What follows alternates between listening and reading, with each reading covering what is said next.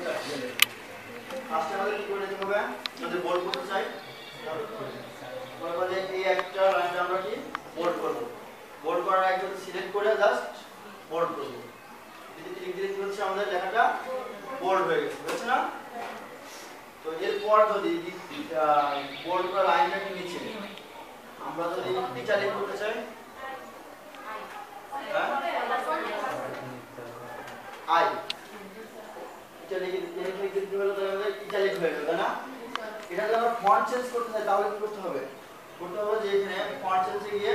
ফন্টের কি আমাদের ফন্ট কি বাড়ছে না তারপরে এখানে যদি কোনো আন্ডারলাইন দিতে চাই তাহলে কি করতে হবে তো আমাদের আন্ডারলাইন করতে গেলে এখানে সিলেক্ট করে দেখেন কোনটা সিলেক্ট করব যেটা সিলেক্ট করব ঠিক সেরকমই আসবে তাই না আমরা এটা সিলেক্ট করে দিই তারপর যদি এটা আমরা বড় করতে চাই তাহলে কি করতে হবে বড় করতে হলে আমাদের এখানে ক্লিক করলে কি হচ্ছে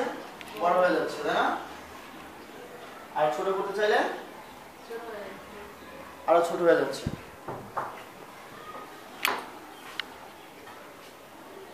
আচ্ছা আমরা এই লেখাগুলো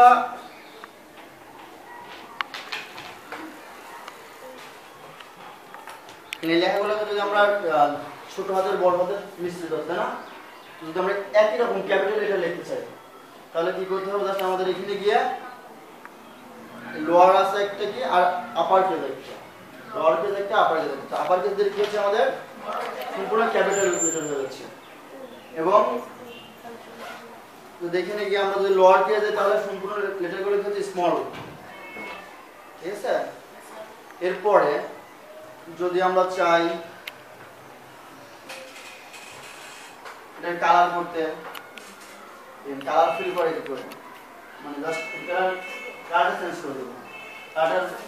এটা চেঞ্জ করতে গেলে দেখেন এখানে গিয়ে আপনি যে কালারটা চয়েস করবেন সেই কালারটা সিলেক্ট করলেই এটা সিলেক্ট হয়ে যাবে বুঝছেন না এখান থেকে আমরা বের হয়ে আসতে হলে কি করতে হবে জাস্ট আবার এই ব্ল্যাকটা সিলেক্ট করে দিতে হবে কারণ ব্ল্যাক হচ্ছে না